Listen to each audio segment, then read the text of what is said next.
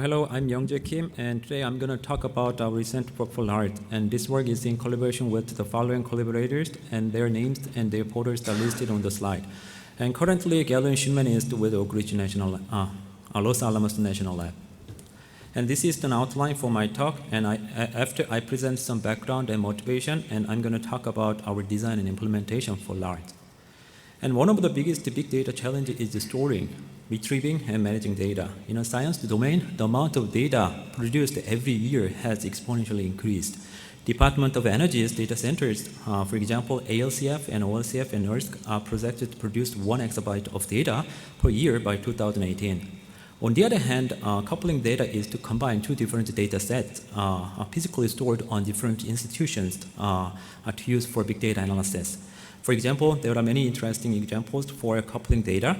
And some scientists may run their climate simulations at ALCF and OLCF, and they may want to validate their simulation output with actual climate observation data set stored at ORNL data centers. Unfortunately, data sets do not exist in isolation, so that data movement between multiple organizations is necessary and required, and data movement cost is not cost-free. USENIX is the DOE's energy science network infrastructure to connect between multiple DOE facilities. With network technology improvement, USENIX has currently deployed 100 gig Ethernet, followed by 400 gig Ethernet, projecting 1 terabit per sec of network capability established in the near future. However, this network improvement only contributes the network data transfer rate, and data sets are still stored at slower storage systems. Therefore, when taking out data from centers to other data centers outside, many problems exist within the data center. Oak Ridge Research Computing Facility has hosted the fastest supercomputers in the United States. As the storage systems, the spider parallel file systems, which runs lost file systems, has been deployed to provide a petascale storage systems for Titan. However, this petascale storage systems is a shared storage systems for multiple clusters. And analytic clusters and visualization clusters and other computing clusters share the parallel file system with Titan supercomputers, so that when they access the parallel file systems, they can contend for the PFS. And I/O contention can happen on multiple layers of the PFS file systems. And it can happen network layer, and it can happen file server and disk drives. And when transferring data, because of this contention, the PFS can become the bottleneck for data transfers. So the problem is that the network bandwidth is becoming higher than I/O bandwidth to PFS, and the PFS I/O bandwidth on DTN node is underutilized, so that data transfer node is a focal point for impedance mismatch between the fast networks and the relatively slower storage systems. Unfortunately, even worse, the PFS bandwidth is underutilized with various reasons, such as I/O contentions with different co-located applications and within I/O threads of applications. A key question that has been raised to answer is how to improve the underutilized PFS bandwidth on DTN node for big data transfers. In order to answer these questions, to be proposed a LART, which is layout-aware data scheduler. In general parallel file systems, there are multiple different parallel file systems: Lustre, IBM GPFS, and Panasys file system, and PBFS, and Chef too. Since we focused on Lustre file systems for parallel file systems in the rest of our work, so let me briefly talk about Lustre file systems. And Lustre file system is composed of two types of servers, and one is the MDS, and which is the metadata server that holds the directory tree and stores metadata information about files except for file size. And OSS is object storage server that manages the object storage target and holds stripes of a file for file contents. And for normal I/O operations, when a Lustre client open a file for normal I/O operations, it sends the file open request to MDS, and MDS returns with the metadata that contains the information of the location of object of a file. And then after that, Lustre client make output connections to file servers for normal I/O operations. And the observation that we have from this parallel file system is PFS is used as a single namespace to client. However, it is not a single disk. It is more complicated organizations within the parallel file systems. That is the combination of the arrays of multiple disks with multiple servers.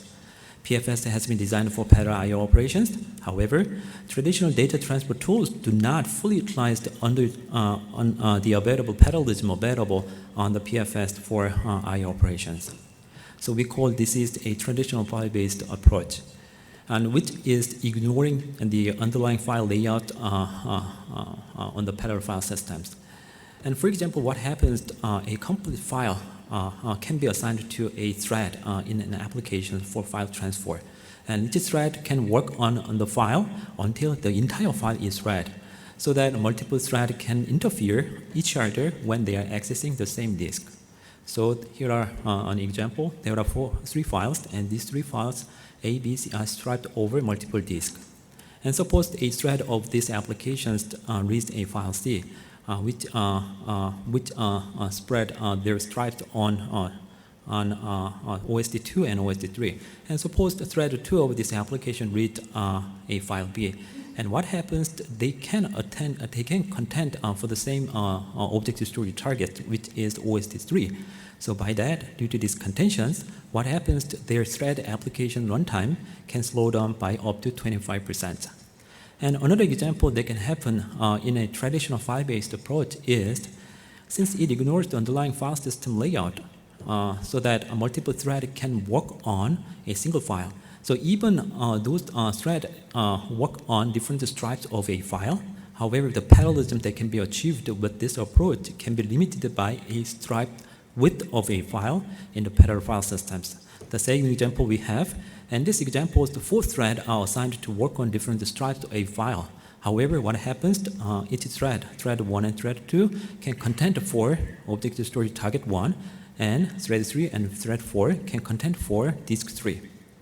So that because of these contentions by multiple threads to access the same disk, each thread can slow down by up to 50% based on the theory of conflict.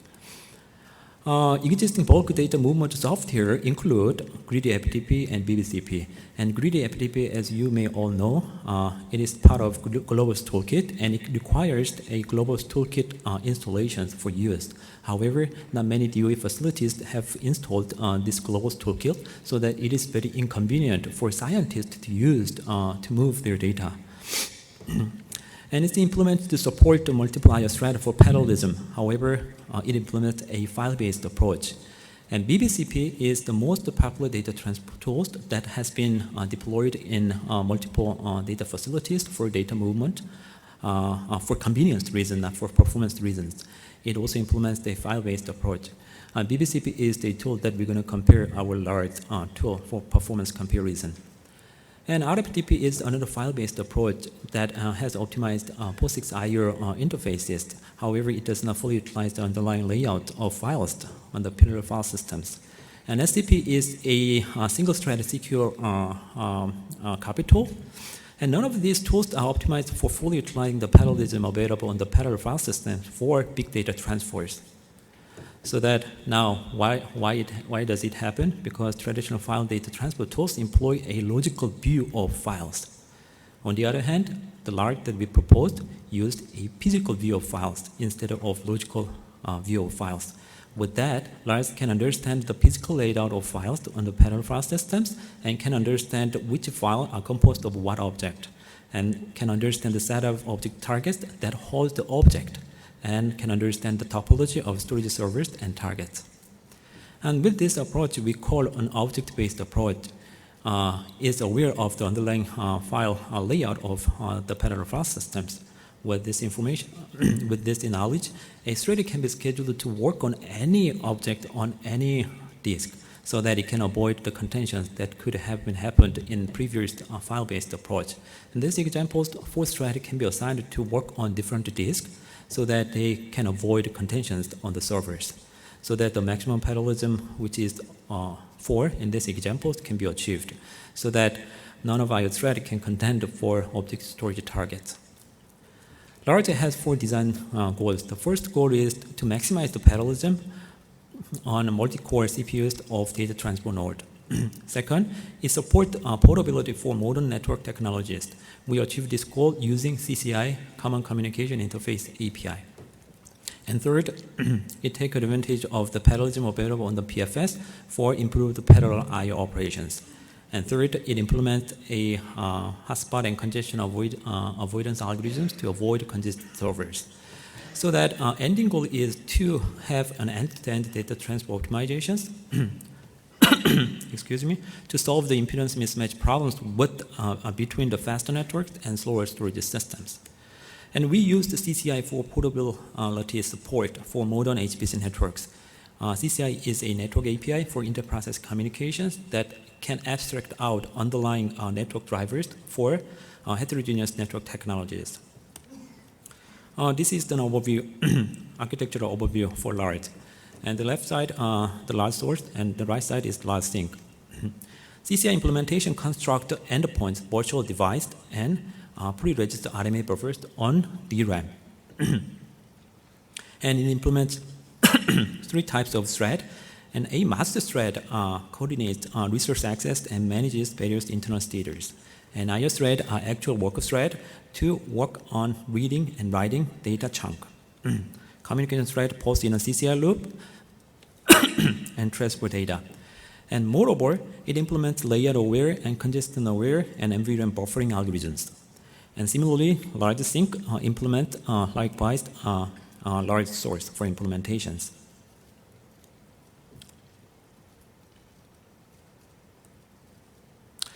This is an example for transferring data and storage. Since the sink has the similar operations, so that I'm going to just simply explain what these examples for large source.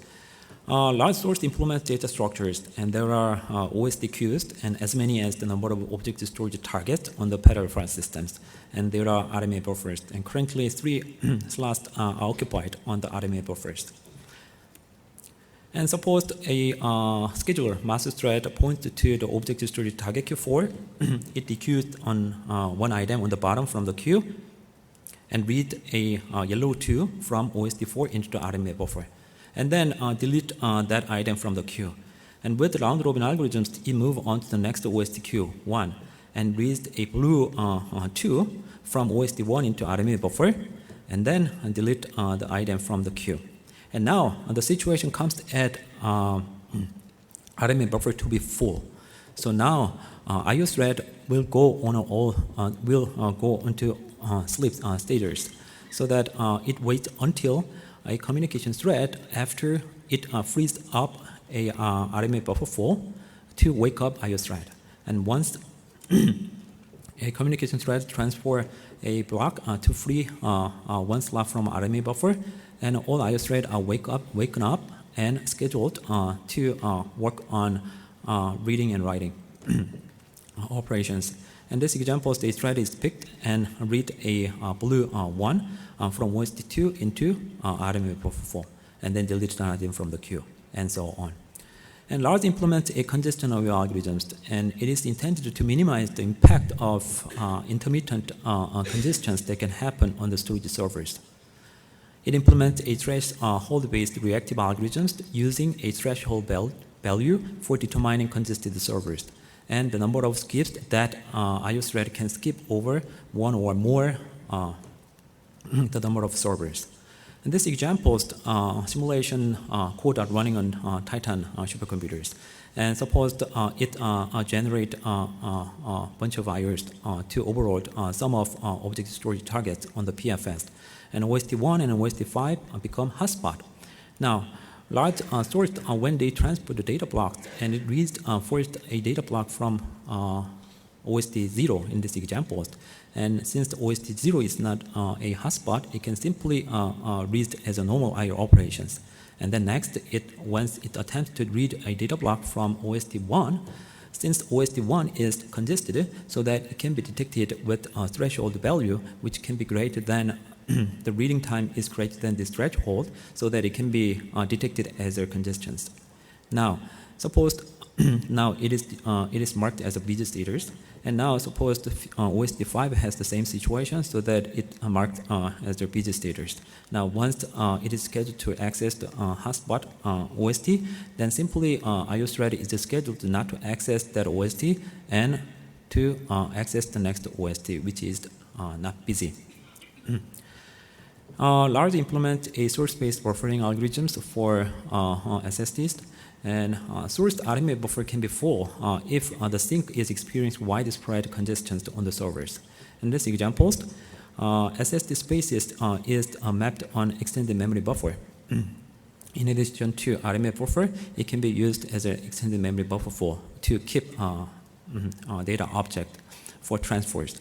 And this examples, in previous algorithms, without these algorithms, IO thread has to go on a sleep status and wait until RMA buffer is freed. However, in these examples, it can read a data block and put it in the extended memory buffer, which is mapped on SSDs. And it maintains additional SSD queue in addition to object storage target queues. Then once it is freed and on the RMA buffer, SSD queue, the item is deleted and then compute to access a slot on the RMA buffer. This is our test bed configurations. We used Intel Xeon servers for DTN node, and each DTN node is installed with 2 Fusion IO SSDs, which is configured in a swift RAID. And each DTN node is connected to the PFS, for which we used lost file systems on top of 32 disk drive. And these 2 nodes are connected with IVQDR, 40 gig network. This is the validation of our test bed. In order to reflect the real situation where network is faster than parallel file systems, we measured the IO bandwidth by increasing the message size using IBPerf. And as you can see, the IO bandwidth is increasing as the message size increases, and it is about 3.2 gigabyte per sec. For storage bandwidth, it is measured around 2.3 gigabyte per sec for highly sequential large block workload. So that we made sure that the storage server bandwidth is not over-provisioned with respect to network bandwidth. And this is a file size distribution of a snapshot taken from the Spider-1 file systems a couple of years ago. And interestingly, what we observe here is 85% of the files are less than 1 megabyte, and less than 50% of the files are greater than 1 megabyte. On the other hand, the larger files occupy most of the file system space. So that we selected 2 file sizes for 2 different workload. For the big files workload, we used 101 gigabyte files for big files workload, and we used 100,001 megabyte files for small files workload.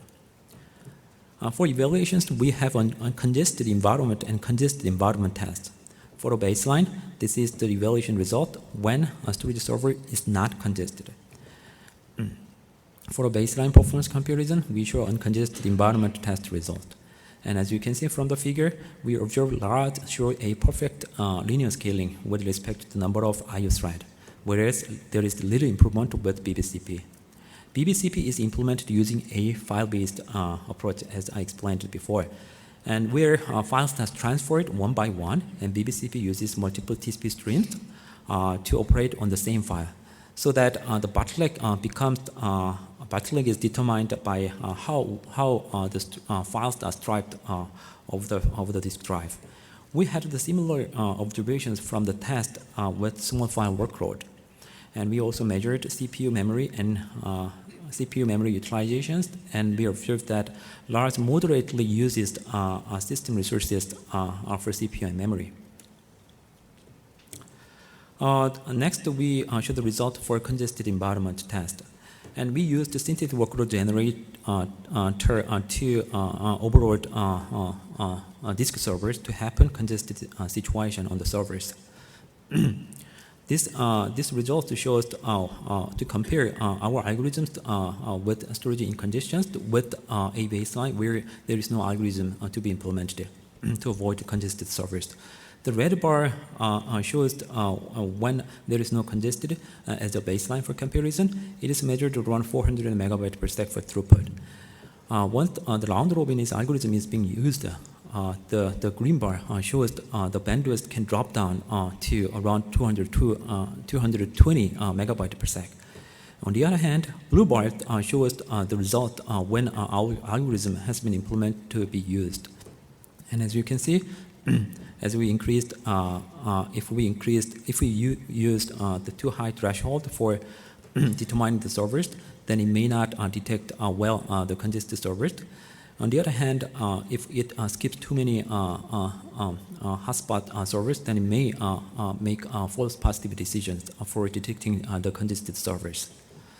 And overall, it shows that our algorithm outperforms the baseline algorithm using round robin.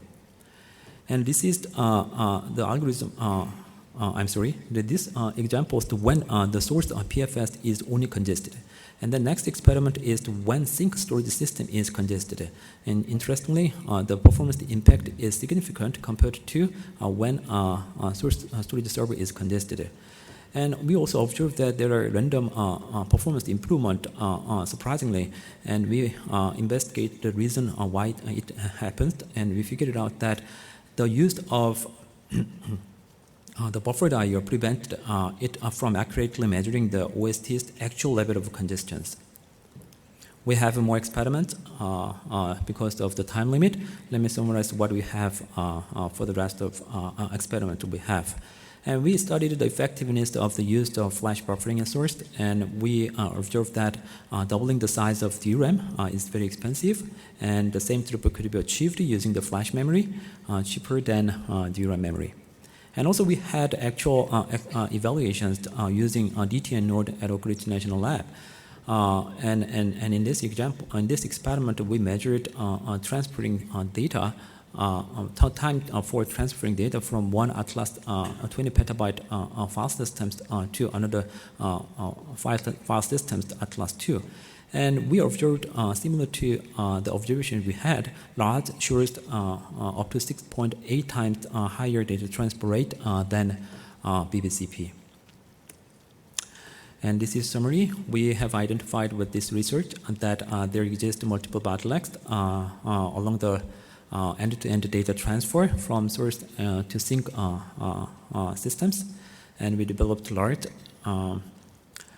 to have optimized end-to-end data transfers.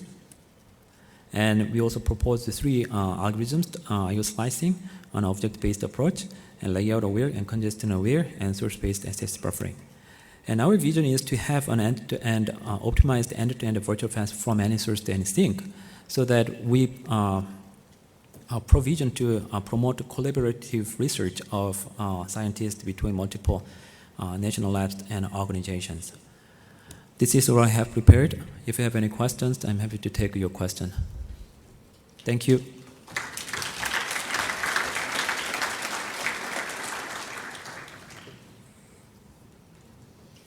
Yeah, I have a couple questions. First one is, how do you compare and contrast this to the work that's been done with network request scheduling? I'm sorry, I cannot hear you. Can you speak up a little bit? Sure. How do you compare and contrast this to NRS work that's been done on Lustre already, the network request scheduler? I'm sorry, I don't understand your question. How do you compare and contrast the work that you've done with the work that's been done on the network request scheduler by the Lustre community?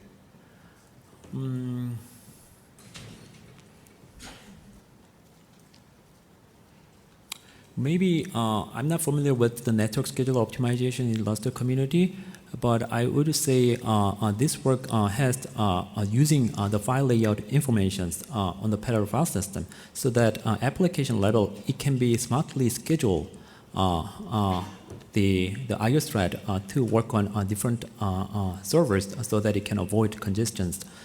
So that I think maybe my answer is wrong, since I'm not familiar with network optimization in Lustre. Okay. But yeah. And the other question I would have is, what have you done, if anything, related to Lustre eviction? Your assumption within your test bed seems to be that you have a perfectly fine working environment in a large-scale production system like those typical at Oak Ridge National Labs, Los Alamos National Labs, NERSC, NCSA, typically production environments aren't always 100% operational. So you get into situations with either drive failures or luster Klein evictions with extremely large production environments. Has there been any consideration or work done to compensating for failure within the hardware-software regime? Actually, this work does not deal with any failure issues, but as you mentioned, Oak Ridge National Lab, despite the fast systems, has shown that there are multiple conditions that can happen from time to time. So that as on the last slide, as I showed you, as a result, we compared LART with BBCP on two different fast systems to move between these two fast systems in production environment. Thank you. Yeah. Let's take any other questions offline, and let's thank the speaker. Thank you.